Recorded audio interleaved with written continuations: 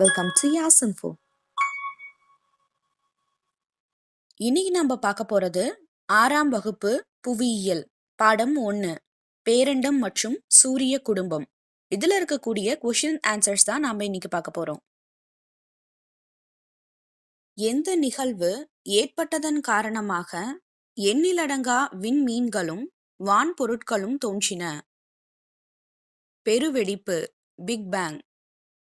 இவை அனைத்தையும் பொதுவாக பேரண்டம், யூனிவர்ஸ் அல்லது அண்டம், காஸ்மாஸ் என்று குறிப்பிடுகின்றனர். அண்டத்தை பற்றிய படிப்பு எவ்வாறு அழைக்கப்படுகிறது? அண்டவியல், காஸ்மாலஜி. காஸ்மாஸ் என்பது எம்மொழிச் சொல். கிரேக்க மொழிச் சொல்தான் காஸ்மாஸ்.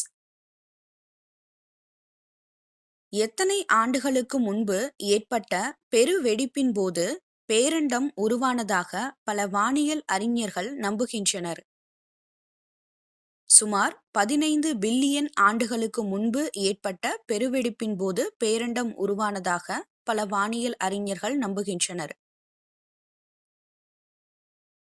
விண்மீன் திரள் மண்டலம் என்பது எவற்றால் ஒன்றாக பிணைக்கப்பட்டு இருக்கும் நட்சத்திரங்களின் தொகுப்பு. ஈர்ப்பு விசையால் ஒன்றாக பிணைக்கப்பட்டு இருக்கக்கூடிய நட்சத்திரங்களின் தொகுப்பு தான் விண்மீன் திரள் மண்டலம். பெருவெடிப்பு நிகழ்ந்து எத்தனை வருடங்களுக்கு பின்பு பால்வெளி விண்மீன் திரள் மண்டலம் மில்கி வே கேலக்சி உருவானது? பெருவெடிப்பு நிகழ்ந்து சுமார் 5 பில்லியன் வருடங்களுக்கு பின்பு. புவிக்கு அருகில் காணப்படும் விண்மீன் திரள் மண்டலங்கள் எவை? ஆண்ட்ரோமெடா விண்மீன் திரள் மண்டலம் மற்றும் மெகல்லனிக் கிளவுட்ஸ் விண்மீன் திரள் மண்டலம். இது ரெண்டும் தான் புவிக்கு அருகில் காணப்படக்கூடிய விண்மீன் திரள் மண்டலங்கள். ஓர் ஒளியாண்டு என்றால் என்ன? ஒளி ஓர் ஆண்டில் பயணிக்கக்கூடிய தொலைவு தான் ஓர் ஒளியாண்டு அப்படிங்கிறது. ஒளியின் திசைவேகம் வினாடிக்கு 3 லட்சம் கிலோமீட்டர். அதாவது வெளிச்சத்தினுடைய திசைவேகம் வினாடிக்கு 3 லட்சம் கிலோமீட்டர். ஆனா சவுண்டு வினாடிக்கு 330 மீட்டர் என்ற வேகத்தில் பயணிக்கும். சோலார் என்ற சொல்லானது சூரிய கடவுள் என பொருள்படும் எந்த மொழியில் இருந்து உருவானது? லத்தீன் மொழியிலிருந்து உருவானது. சூரிய குடும்பம் எத்தனை வருடங்களுக்கு முன்பு உருவானதாக நம்பப்படுகிறது? சுமார் 4.5 பில்லியன் வருடங்களுக்கு முன்பு உருவானதுதான் சூரிய குடும்பம். சூரிய குடும்பம் எத்தனை கோள்களை கொண்டுள்ளது? 8 கோள்களை கொண்டிருக்குது. ஆனா சூரிய குடும்பத்துல கோள்கள் மட்டும் இல்லாம குருளை கோள்கள், துணைக்கோள்கள், வால் நட்சத்திரங்கள், சிறு கோள்கள் மற்றும் விண்கற்கள் இது எல்லாமும் இணைஞ்சிருக்கு. இவை எல்லாமும் ஈர்ப்பு விசையால பிணைக்கப்பட்ட ஓர் அமைப்பாக இந்த சூரிய குடும்பம் இருக்கு. சூரிய குடும்பத்தின் மொத்த நிறையில் சூரியன் எத்தனை சதவீதமாக உள்ளது? சூரிய குடும்பத்தின் மொத்த நிறையில் சூரியன் 99.8% உள்ளது. சூரியன் எந்த வாயுக்களால் ஆனது? ஹைட்ரஜன் மற்றும் ஹீலியம் போன்ற வெப்பமான வாயுக்களால் ஆனதுதான் சூரியன். சூரியனின் மேற்பரப்பு வெப்பநிலை யாது? 6000 டிகிரி செல்சியஸ். சூரியனின் வெப்பநிலை புவியின் மேற்பரப்பை வந்தடைய எவ்வளவு நேரம் ஆகின்றன? சுமார் 8.3 நிமிடங்கள். சூரியன் எத்தனை புவிகளை தனக்குள்ளே அடக்கக்கூடிய வகையில் மிக பெரியது? சூரியன் 1.3 மில்லியன் புவிகளை தனக்குள்ளே அடக்கக்கூடிய வகையில் மிக பெரியது. கோள் என்பதன் பொருள் யாது? சுற்றி வருபவர். எந்த 2 கோள்களை தவிர பிற கோள்கள் அனைத்தும் சூரியனை எதிர்கடிகார சுற்றில், அதாவது மேற்கிலிருந்து கிழக்காக சுற்றி வருகின்றன? வெள்ளி மற்றும் யுரேனஸ். இந்த 2 கோள்களும் சூரியனை கடிகார சுற்றில், அதாவது கிழக்கிலிருந்து மேற்காக சுற்றி வருகின்றன. கோள்கள் சூரியனை சுற்றி வரக்கூடிய பாதை எவ்வாறு அழைக்கப்படுகிறது? சுற்றுப்பாதை. உட்புற கோள்கள் அல்லது புவி நிகர் கோள்கள் என அழைக்கப்படும் கோள்கள் எவை? சூரியனுக்கு அருகில் உள்ள 4 கோள்களான புதன், வெள்ளி, புவி மற்றும் செவ்வாய். இந்த 4 கோள்களும் தான் உட்புற கோள்கள் அல்லது புவி நிகர் கோள்கள் என அழைக்கப்படும். பாறைகளால் ஆன இக்கோள்கள் அளவில் சிறியவை. இக்கோள்களின் மேற்பரப்பில் மலைகள், எரிமலைகள் மற்றும் தரை குழிவு பள்ளங்கள் காணப்படுகின்றன. சூரிய குடும்பத்தில் உள்ள கடைசி 4 கோள்களான வியாழன், சனி, யுரேனஸ் மற்றும் நெப்டியூன் ஆகிய கோள்கள் எவ்வாறு அழைக்கப்படுகின்றன? வெளிப்புற கோள்கள் அல்லது வியாழன் நிகர் கோள்கள் அப்படின்னு அழைக்கப்படுகின்றன. வாயுக்களால் நிரம்பி காணப்படுவதால் வளிமக் கோள்கள், அதாவது gaseous planets எனவும் அழைக்கப்படுகின்றன.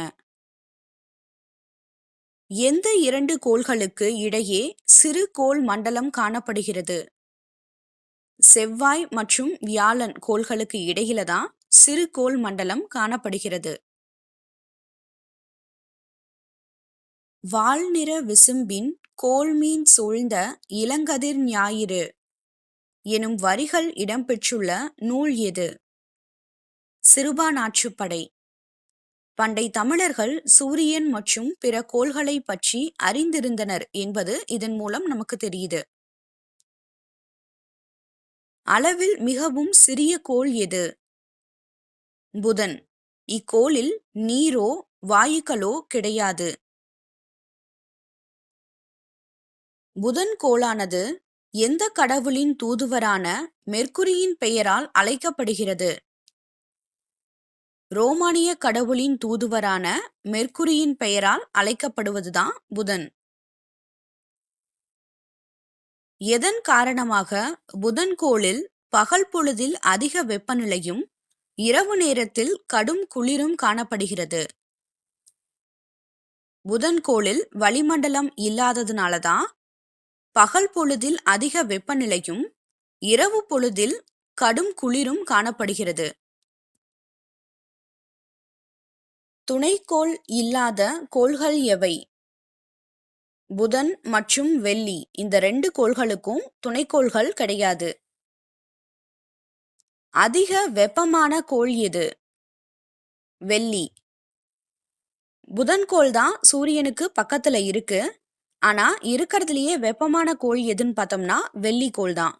ஏன்னா வெள்ளி கோளினுடைய வளிமண்டலத்துல கார்பன் டை ஆக்சைடு அதிக அளவுல இருக்கிறதுனால வெள்ளி கோளானது அதிக வெப்பநிலையோட காணப்படுது.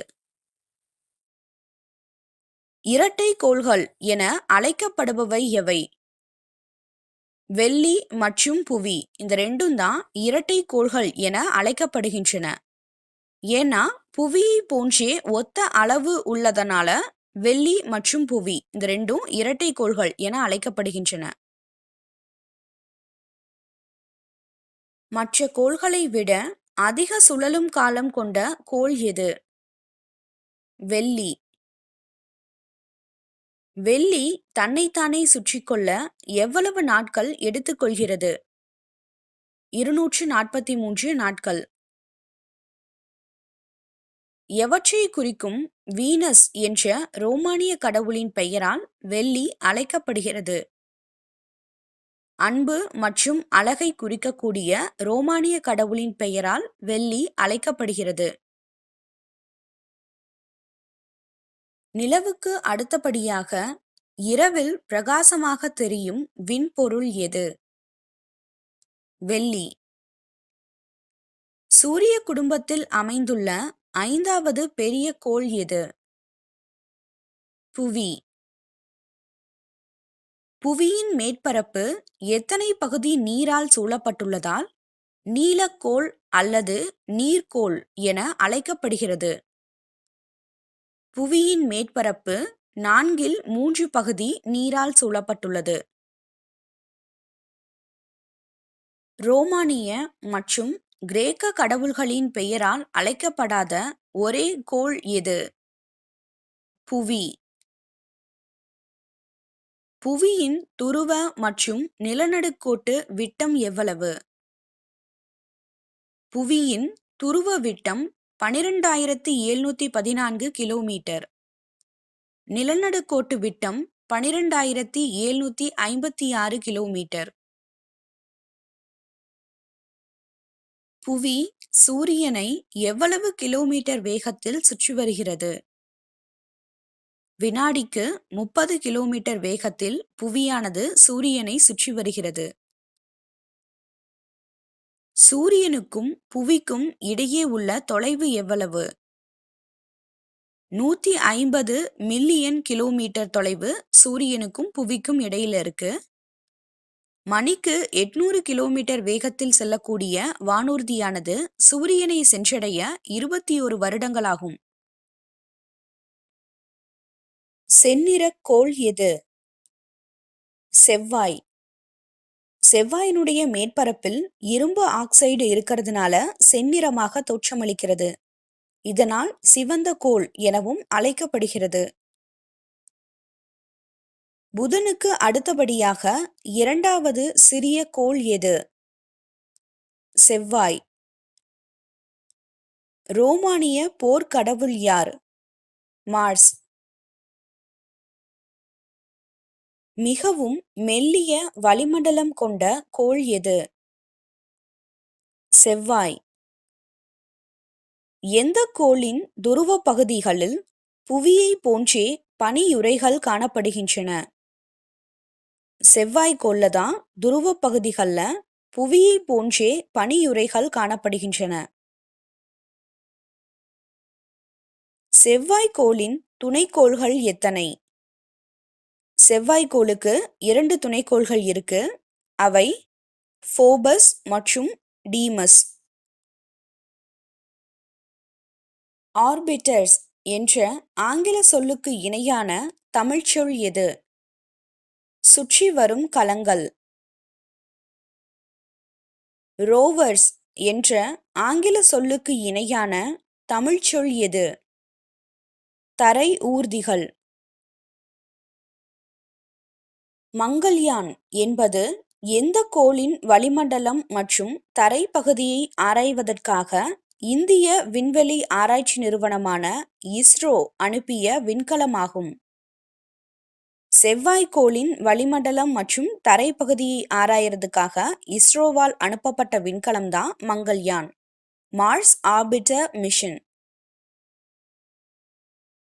இந்தியா செவ்வாய் கோளினை ஆராயும் நாடுகளின் பட்டியலில் எத்தனையாவது இடத்தில் உள்ளது? 4ஆம் இடத்துல இருக்கு.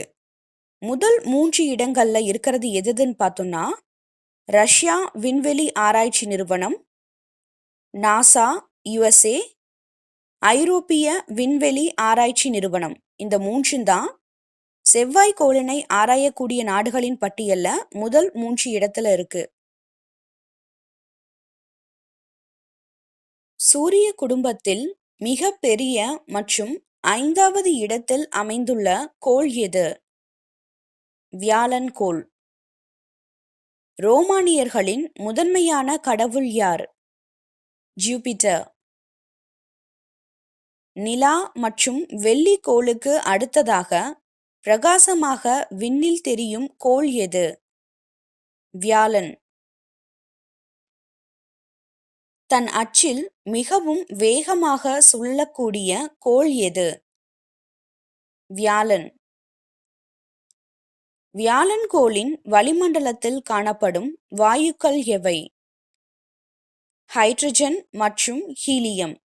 சூரியன்ல இருக்கிறது மாதிரியே வியாழன் கோளினுடைய வளிமண்டலத்திலையும் ஹைட்ரஜன் மற்றும் ஹீலியம் வாயுக்கள் தான் இருக்கு. மிக அதிகமான துணைக்கோள்கள் கொண்ட கோள் எது? வியாழன். இந்த வியாழன் கோள்ல இருக்கக்கூடிய முக்கியமான 4 துணைக்கோள்கள் எதுன்னு பார்த்தோம்னா ஐயோ, யூரோப்பா, கனிமீடு, கேலிஸ்டோ. சூரிய குடும்பத்தின் இரண்டாவது பெரிய கோள் மற்றும் சூரியனிடமிருந்து 6வது இடத்தில் உள்ள கோள் எது? சனி. ரோமானிய வேளாண்மை கடவுளின் பெயரால் அழைக்கப்படும் கோள் எது? சனி. சனிக்கோளினை சுற்றி காணப்படும் பல பெரிய வளையங்கள் எவற்றால் ஆனவை? பாறை துகள்கள், பனித்துகள்கள் மற்றும் தூசுக்களால் ஆனதுதான் சனிக்கோளினை சுற்றி காணப்படக்கூடிய பெரிய வளையங்கள்.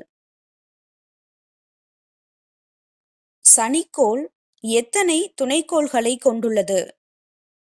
62 துணைக்கோள்களை கொண்டதுதான் சனிக்கோள். அதுல இருக்கிறதுலயே மிகப்பெரிய துணைக்கோள் எதுன்னு பார்த்தோம்னா டைட்டன். சூரிய குடும்பத்தில் காணப்படும் துணைக்கோள்களில் நைட்ரஜன் மற்றும் மீத்தேன் ஆகிய வாயுக்களை கொண்ட வளிமண்டலம் மற்றும் மேகங்கள் சூழ்ந்து காணப்படுகின்ற ஒரே துணைக்கோள் எது? டைட்டன். சனிக்கோளின் தன் ஈர்ப்பு திறன் ஸ்பெசிபிக் கிராவிட்டி எதனை விட குறைவு? சனிக்கோளினுடைய தன் ஈர்ப்பு திறன் நீரினை விட குறைவு. சனிக்கோளை ஒரு பெரிய நீர்நிலையில் இட்டால் அது மிதக்கும். எந்த வானியல் அறிஞரால் 1781ஆம் ஆண்டு யுரேனஸ் கோளானது கண்டுபிடிக்கப்பட்டது? வில்லியம் ஹெர்ஷல் என்ற வானியல் அறிஞரால தான் 1781ஆம் ஆண்டு யுரேனஸ் கோளானது கண்டுபிடிக்கப்பட்டது. தொலைநோக்கியால் கண்டுபிடிக்கப்பட்ட முதல் கோள் எது? யுரேனஸ். எந்த வாயு உள்ளதால் யுரேனஸ் கோள் பச்சை நிறமாக தோன்றுகிறது? மீத்தேன் வாயு உள்ளதுனாலதான் யுரேனஸ் கோளானது பச்சை நிறமாக தோன்றுகிறது. கிரேக்க விண்கடவுள் யார்? யுரேனஸ். எந்த கோளின் அச்சு மிகவும் சாய்ந்து காணப்படுவதால் தன் சுற்றுப்பாதையில் உருண்டோடுவது போன்று சூரியனை சுற்றி வருகிறது? யுரேனஸ். யுரேனஸின் 27 துணைக்கோள்களில் மிகப்பெரிய துணைக்கோள் எது? டைட்டானியா. மிகவும் குளிர்ந்த கோள் எது? நெப்டியூன். ஏன்னா இதுதான் சூரியன்ல இருந்து அதிக தொலைவில் இருக்கு, அதனால இது மிகவும் குளிர்ந்த கோள். நெப்டியூன் கோளானது எந்த ரோமானிய கடவுளின் பெயரை கொண்டது? ரோமானிய கடல் கடவுள். 14 துணைக்கோள்களை கொண்ட நெப்டியூனின் மிகப்பெரிய துணைக்கோள் எது? ட்ரைட்டன். யுரேனஸ் கோளிலிருந்து நெப்டியூன் கோளை வேறுபடுத்துவது எது? நெப்டியூன் கோளில் காணப்படும் நீலம் மற்றும் வெள்ளை நிறம், அதுதான் யுரேனஸ் கோளிலிருந்து நெப்டியூன் கோளை வேறுபடுத்துகிறது. இந்த நெப்டியூன் கோள்ல எப்பவுமே பலத்த காற்று வீசும். கோள்கள் சூரியனிடமிருந்து உள்ள சராசரி தூரம். புதன் கோளானது சூரியனிடமிருந்து 57.9 மில்லியன் கிலோமீட்டர் தொலைவில் இருக்கு. வெள்ளி 108.2 மில்லியன் கிலோமீட்டர் தொலைவில் இருக்கு. புவி 149.6 மில்லியன் கிலோமீட்டர் தொலைவில் இருக்கு. செவ்வாய் 227.9 மில்லியன் கிலோமீட்டர் தொலைவில் இருக்கு. வியாழன் 778.6 மில்லியன் கிலோமீட்டர் தொலைவில் இருக்கு. சனி 1433.5 மில்லியன் கிலோமீட்டர் தொலைவில் இருக்கு. யுரேனஸ் 2872.5 மில்லியன் கிலோமீட்டர் தொலைவில் இருக்கு. நெப்டியூன் 4495.1 மில்லியன் கிலோமீட்டர் தொலைவில் இருக்கு. கோள்கள் சூரியனை சுற்றி வரும் காலம். புதன் கோளானது சூரியனை சுற்றி வர்றதுக்கு 88 நாட்கள் எடுத்துக்கொள்ளுது. வெள்ளி 224.7 நாட்கள்ல சூரியனை சுற்றி வருது. புவி 365.3 நாட்கள். செவ்வாய் 687 நாட்கள். வியாழன் 11.9 வருடங்கள். சனி 29.5 வருடங்கள். யுரேனஸ் 84 வருடங்கள். நெப்டியூன் 164.8 வருடங்கள்ல சூரியனை சுற்றி வருது. கோள்கள் தன்னைத்தானே சுற்றி கொள்ளும் காலம். புதன் கோளானது தன்னைத்தானே ஒருமுறை சுற்றி வர்றதுக்கு 58.7 நாட்கள் எடுத்துக்குது. வெள்ளிக்கோள் 243 நாட்கள்ல தன்னைத்தானே சுற்றி வருது.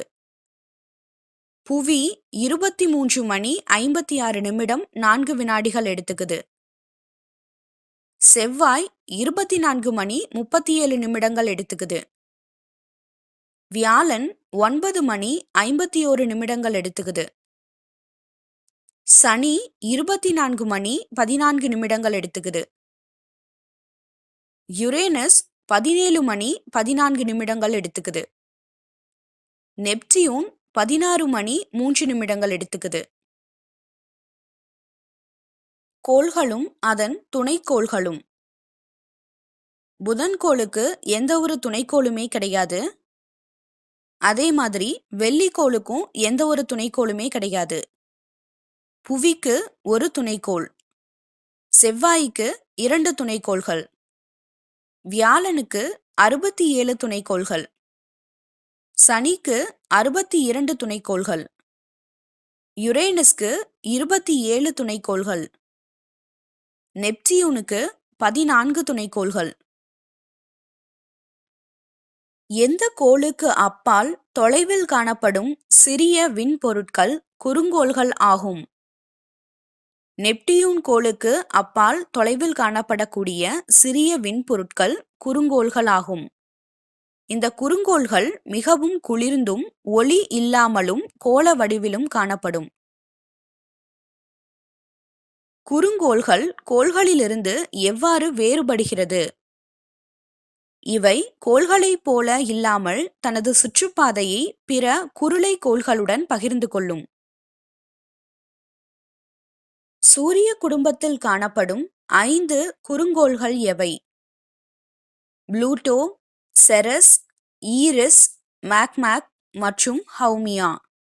இந்த 5ம் தான் சூரிய குடும்பத்தில் காணப்படக்கூடிய குறுங்கோள்கள். கோள்களை சுற்றி வரும் விண்பொருட்கள் எவ்வாறு அழைக்கப்படுகிறது? துணைக்கோள்கள். நிலவு தன்னைத்தானே சுற்றிக்கொள்ள எடுத்துக்கொள்ளும் நேரம் எவ்வளவு?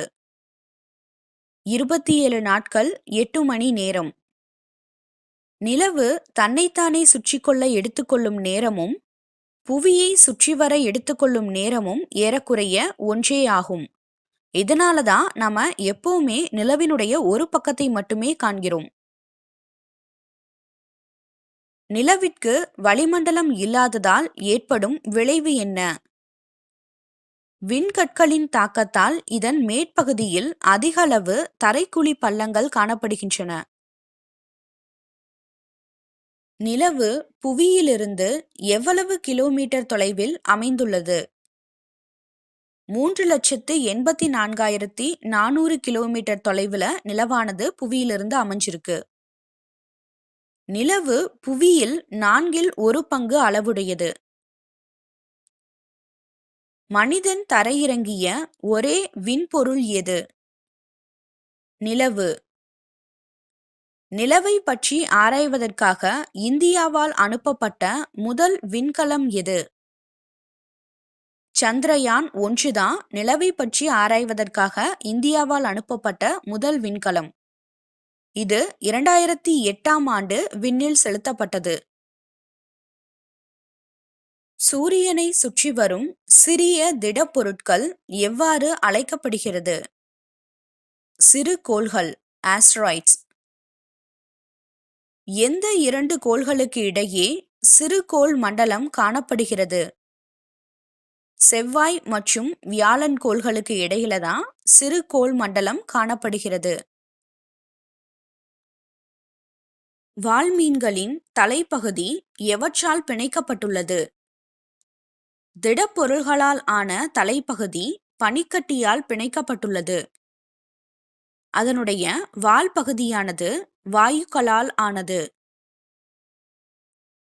76 வருடங்களுக்கு ஒருமுறை வரக்கூடிய ஹேலி வால் விண்மீன் கடைசியாக எந்த ஆண்டு வானில் தென்பட்டது? 1986ஆம் ஆண்டு ஹேலி வால் நட்சத்திரமானது கடைசியாக வானில் தென்பட்டது. அடுத்து 2061ஆம் ஆண்டு தோன்றும். சூரிய குடும்பத்தில் காணப்படும் சிறு கற்கள் மற்றும் உலோக பாறைகளால் ஆன விண்பொருட்கள் எவ்வாறு அழைக்கப்படுகிறது? விண்கற்கள். விண்கற்கள் ஏன் எரி நட்சத்திரங்கள் என அழைக்கப்படுகிறது? விண்கற்கள் புவியின் வளிமண்டலத்தை அடையும் போது உராய்வின் காரணமாக எரிந்து ஒளிர்வதால் எரி நட்சத்திரங்கள் என அழைக்கப்படுகிறது. வளிமண்டலத்தை தாண்டி புவியின் மேற்பரப்பை தாக்கும் விண்கற்கள் எவ்வாறு அழைக்கப்படுகிறது? விண்வீழ் கற்கள். சூரியன் கிழக்கிலிருந்து மேற்காக செல்வதாக தோன்றுவதற்கு காரணம் யாது? புவி சூரியனை மேற்கிலிருந்து கிழக்காக சுற்றி வருவதால் சூரியன் கிழக்கிலிருந்து மேற்காக செல்வதாக தோன்றுகிறது. புவி தன் அச்சில் எத்தனை டிகிரி சாய்ந்து தன்னைத்தானே சுற்றி கொண்டு சூரியனையும் சுற்றி வருகிறது? 23½ டிகிரி தன் அச்சில் சாய்ந்து தன்னைத்தானே சுற்றி கொண்டு சூரியனையும் சுற்றி வருகிறது. தன் சுற்றுவட்ட பாதைக்கு எத்தனை டிகிரி கோணத்தை 23½ டிகிரி சாய்வு ஏற்படுத்துகிறது? 66½ டிகிரி கோணம். புவியின் சுழலும் வேகம் நிலநடுக்கோட்டு பகுதியில் எவ்வளவு? 1670 km/மணி. புவியின் சுழலும் வேகம் 60 டிகிரி வடக்கு அட்சரேகையில் எவ்வளவு? 845 km/மணி. புவியின் சுழலும் வேகம் துருவ பகுதியில் எவ்வளவு? புவியின் சுழலும் வேகம் துருவ பகுதியில் சுழி. மேற்கிலிருந்து கிழக்காக சுழலும் புவியானது ஒரு முறை சுழல்வதற்கு எவ்வளவு நேரம் எடுத்துக்கொள்கிறது? 23 மணி நேரம் 56 நிமிடங்கள் 4.09 வினாடிகள். புவி சுழலுவதன் காரணமாக ஏற்படும் மாற்றம் யாது? இரவு பகல் மாற்றம். இரு அரைக்கோளங்களிலும் கோடை காலத்தில் ஆர்க்டிக் வட்டத்திற்கு வடக்கிலும் அண்டார்டிக் வட்டத்திற்கு தெற்கிலும் 24 மணி நேரமும் சூரியன் தலைக்கு மேல் தெரியும் நிகழ்வு எது? நள்ளிரவு சூரியன்.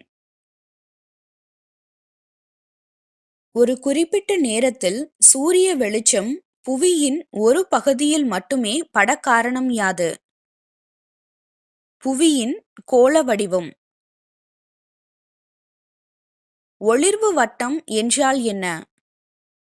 புவியின் ஒளிபடும் பகுதியையும் ஒளிபடாத பகுதியையும் பிரிக்கக்கூடிய கோடுதான் ஒளிர்வு வட்டம். புவி வினாடிக்கு எத்தனை கிலோமீட்டர் வேகத்தில் சூரியனை சுற்றி வருகிறது? வினாடிக்கு 30 கிலோமீட்டர் வேகத்தில் புவியானது சூரியனை சுற்றி வருகிறது. பிப்ரவரி மாதத்தில் 29 நாட்கள் கொண்ட வருடம் எவ்வாறு அழைக்கப்படுகிறது? லீப் வருடம். இந்த லீப் வருடமானது 4 வருடங்களுக்கு ஒருமுறை வரும். பருவ காலங்கள் எவ்வாறு தோன்றுகின்றன? புவி சூரியனை சுற்றி வருவதால் பருவ காலங்கள் தோன்றுகின்றன. மார்ச் 21ஆம் தேதி முதல் செப்டம்பர் 23ஆம் தேதி வரை 6 மாதங்கள் புவியின் எந்த அரைக்கோளம் சூரியனை நோக்கி சாய்ந்து காணப்படும்? புவியினுடைய வட அரைக்கோளமானது சூரியனை நோக்கி சாய்ந்து காணப்படும். அடுத்த 6 மாதங்கள் செப்டம்பர் 23ஆம் தேதி முதல் மார்ச் 21ஆம் தேதி வரை புவியின் தென் அரைக்கோளம் சூரியனை நோக்கி சாய்ந்தும் வட அரைக்கோளம் சூரியனிடமிருந்து விலகியும் காணப்படும். சம பகலிரவு நாட்கள் எவை? மார்ச் 21 மற்றும் செப்டம்பர் 23. இந்த 2 நாட்களும் தான் சம பகலிரவு நாட்கள். இந்த நாட்களில் நிலநடுக்கோட்டு பகுதியில் சூரியனின் கதிர்கள் செங்குத்தாக விழும். அதனால் பூமியின் அனைத்து பகுதிகளிலும் பகல் மற்றும் இரவு பொழுது சமமாக காணப்படும். எந்த நாளில் கடகரேகை மீது சூரியனின் செங்குத்து கதிர்கள் விழுவதால் வட அரைக்கோளத்தில் அந்நாள் மிக நீண்ட பகல் பொழுதையும் தென்னரைக்கோளம் நீண்ட இரவையும் கொண்டிருக்கும்? ஜூன் 21. இந்நிகழ்வு கோடைக்கால கதிர் திருப்பம் சம்மர் சால்ஸ்டிஸ் என அழைக்கப்படுகிறது. எந்த நாளில் மகர ரேகை மீது சூரியனின் செங்குத்து கதிர்கள் விழுவதால் தென்னரைக்கோளத்தில் அந்நாள் மிக நீண்ட பகல் பொழுதையும் வட அரைக்கோளம் நீண்ட இரவையும் கொண்டிருக்கும்? டிசம்பர் 22ஆம் தேதி. இந்நிகழ்வு குளிர்கால கதிர் திருப்பம் வின்டர் சால்ஸ்டிஸ் என அழைக்கப்படுகிறது. புவி தன் சுற்றுப்பாதையில் சூரியனுக்கு மிக அருகில் வரும் நிகழ்வு எவ்வாறு அழைக்கப்படுகிறது? சூரிய அண்மை பெரிஹீலியன். புவி தன் சுற்றுப்பாதையில் சூரியனுக்கு தொலைவில் காணப்படும் நிகழ்வு எவ்வாறு அழைக்கப்படுகிறது? சூரிய சேய்மை அஃபீலியன். உயிரினங்கள் வாழக்கூடிய குறுகிய மண்டலம் எவ்வாறு அழைக்கப்படுகிறது? உயிர்கோளம். பாறை என்ற பொருள்படும் சொல்லானது எந்த கிரேக்க சொல்லிலிருந்து வந்தது? லித்தோஸ். பாறை கோளம் என்று கூறப்படுவது எது? பாறைகள் மற்றும் மண் அடுக்கு. ஹைட்ரோஸ்பியர் என்பது ஹைட்ரோ என்ற எம்மொழி சொல்லிலிருந்து பெறப்பட்டது. கிரேக்க சொல். அட்மோ என்ற கிரேக்க சொல்லின் பொருள் யாது? வளி அல்லது காற்று. வளிமண்டலத்தில் காணப்படும் நைட்ரஜனின் அளவு யாது? வளிமண்டலத்தில் நைட்ரஜனானது 78% இருக்கு. ஆக்சிஜன் 21% இருக்கு. இது ரெண்டும் தான் வளிமண்டலத்துல காணப்படக்கூடிய முதன்மையான வாயுக்கள். பயோ என்ற கிரேக்க சொல்லின் பொருள் யாது? உயிர். உயிர்கோளம் பல்வேறு மண்டலங்களாக பிரிக்கப்பட்டுள்ளது. இம்மண்டலங்கள் எவ்வாறு அழைக்கப்படுகின்றன? சூழல் மண்டலங்கள். மன்னார் உயிர்கோள பெட்டகம் இந்திய பெருங்கடலில் எத்தனை சதுர கிலோமீட்டர் பரப்பளவில் அமைந்துள்ளது? மன்னார் உயிர்கோள பெட்டகமானது இந்திய பெருங்கடலில் 10,500 சதுர கிலோமீட்டர் பரப்பளவில் அமைந்துள்ளது. ப்ளீஸ் ஃப்ரெண்ட்ஸ், இந்த வீடியோ உங்களுக்கு பிடிச்சிருந்தா லைக் பண்ணுங்க, கீழே உங்களுடைய கருத்துக்களை கமெண்ட் பண்ணுங்க, உங்களுடைய ஃப்ரெண்ட்ஸ்க்கு இந்த வீடியோவை ஷேர் பண்ணுங்க. மறக்காம நம்ம யாஸ் இன்ஃபோ சேனலை சப்ஸ்கிரைப் பண்ணுங்க.